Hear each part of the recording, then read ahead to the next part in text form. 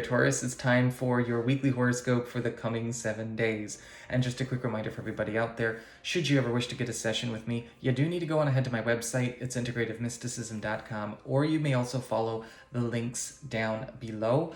I do want to remind everyone that we are coming up to the end of August, and so that means coming up to the end of the sale. It's still going on right now, 20% off all services, including gift certificates, and you can always just get a gift certificate and use it later if you want.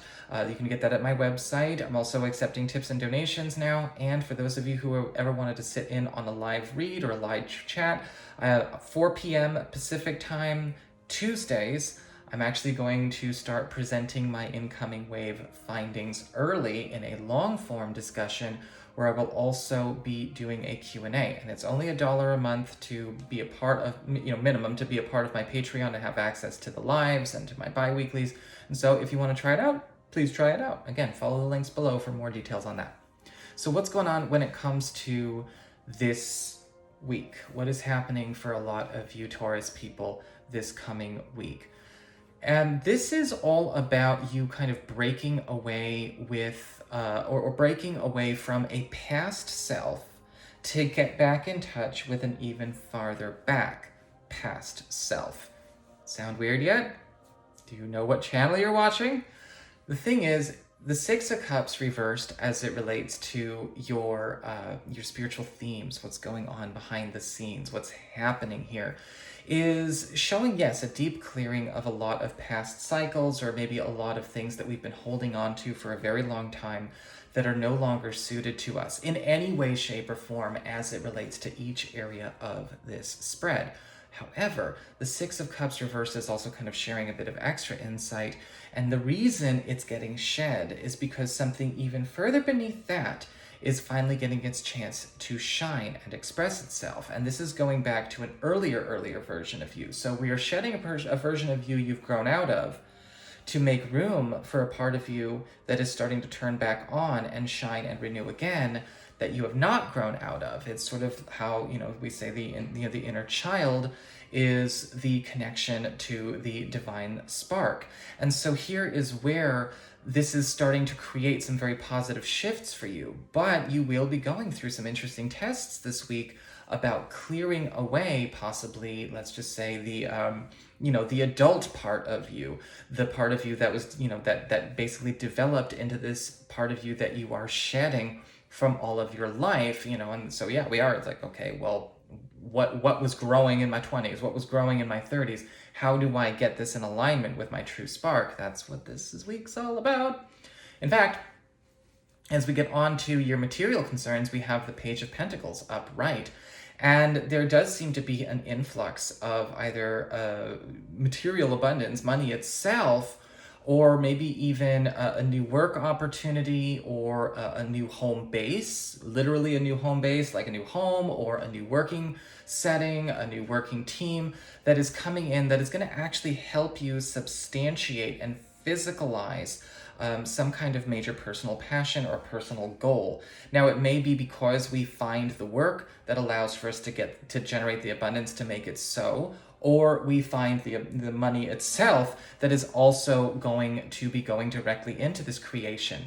Now, the cool thing is about this is that this is something that starts small that continues to give more and more and more and more and more in a very strong snowball effect as we go into the rest of this year. So it's a nice little breakthrough, a great new material commitment being gifted to you this week. Now, as we get on, however, to the community card, friends, relatives, other people in your life, you've got the Ten of Cups in reverse. And this is where the past really is going to be bringing in some kind of test, or we're going to be looking at a bit of a test here. Because it looks like a lot of you are going to be confronting either, I'm not sure if these are new associates, new friends, new community, or maybe even old community, or maybe it's ideology or philosophy or religion or something that no longer does it for us. And it's weird because what I'm seeing is there's like this temptation to kind of get pulled back in, and then there's this need to know when to step the hell out And with the Ten of Cups reversed, it's important to understand that this is a bit of a test, because underneath the Ten of Cups reversed, we do see something that is possibly quite distorted or twisted in a way that is actually only going to create negative outcomes in your social life, in your community, in your family, in your goings on. Because remember, the Ten of Cups reversed feels, is one of those kind of tricky cards where it's all about surface beauty, all right? It looks fair, but it feels foul. And you have to make sure that you don't let any buttons that you still have to push by whatever kind of community or person or identity or costume this thing is wearing to maybe make you not notice what you're feeling in that moment. As we get on to your challenge this week, or your lesson that presents as a challenge, we have the Star card in reverse. A wish that you made long ago is still in play. And that's actually a very powerful message to be getting here, because when we talk about a wish that we made long ago that is still in play, it goes right back to that Six of Cups reversed, where an actual organic and true unsullied wish from our divine spark is still actually shining. And there is a point where that is going to break off some of the density in our own spiritual expression, our own energy field, our own emotional availability. And that can be a bit challenging, because it can, it could be triggering. It could really move you to tears in a very positive way. Because the Star card reversed is all about the maintaining and revival of of a dream, a manifestation, an ideal, divine inspiration in its purest form, and being able to pluck that diamond from the rough, to be able to actually give it more light, give it more space in which to flourish. Whether or not you could see it beyond the density or the darkness or the shadow, it was still actually there. And you're going to be discovering it, but it is going to challenge your personal reality as you know it right now, because you're going to be sort of brought back to life with it, but it's going to throw off your perception of your whole adult identity. Or maybe, well, depending on where you are in your path, maybe not so hard, but it is going to throw off a lot of works in progress to have this show up when, we've been dedicating a lot of our time, energy, and effort to how we adapted, how we adjusted, the DEF plans. This is now going to be your challenge. How do we integrate this?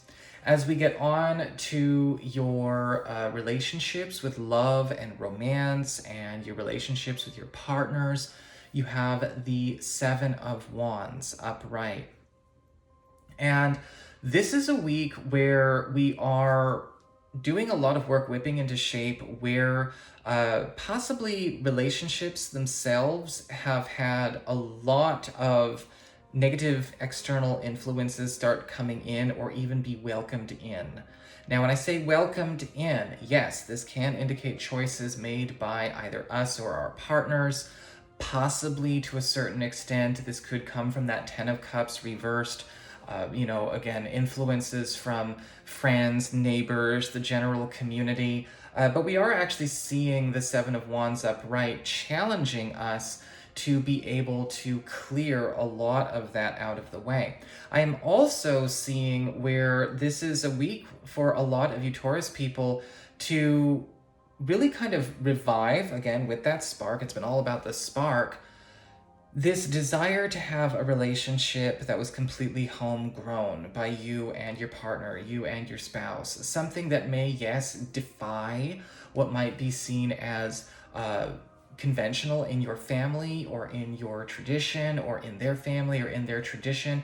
Maybe even something that defies what you've been trying to build as, in recent history.